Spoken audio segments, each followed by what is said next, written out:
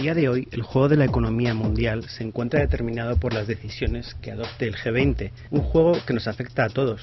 Probablemente te preguntes, ¿por qué solo 20 países determinan la economía de los 5 continentes? Es decir, de cerca de 200 países. Pues bien, el juego de la economía mundial solía tener unas reglas bastante claras y definidas por los 8 países más ricos e industrializados, que se reunían bajo el nombre de G8. Eran pocos países y por tanto era menos representativo que el G20, pero juntos representaban alrededor del 60% del PIB mundial. A finales de los 90 ocurrió algo. Llegó la temida crisis y coincidió con la necesidad de reconocimiento de las nuevas economías emergentes, el denominado G5, que empezaba a tener peso e influencia internacional. El G20 se fundó en 1999, como reacción a lo anterior. La primera reunión se celebró en diciembre de 1999 en Berlín. En el G20 pueden distinguirse 3 grupos. Por un lado está el G8, compuesto por los países más industrializados del planeta: Estados Unidos, Reino Unido, Francia, Italia, Alemania, Canadá y Japón. A esos 7 estados se une Rusia por su potencia nuclear y por su importancia política.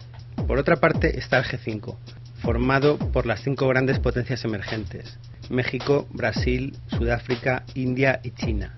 El tercero y último grupo está formado por una serie de países que son elegidos por distintos motivos económicos, sociales y políticos: Argentina, Turquía, Arabia Saudita, Corea del Sur, Indonesia, Australia y la Unión Europea.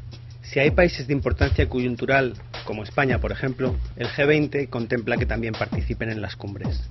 En total, el G20 representa el 90% del PIB mundial y a más o menos 2/3 de la población.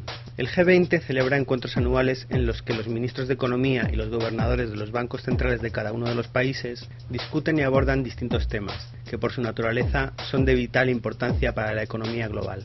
Al término de cada cumbre se cierra una lista de temas a desarrollar y estudiar por cada país.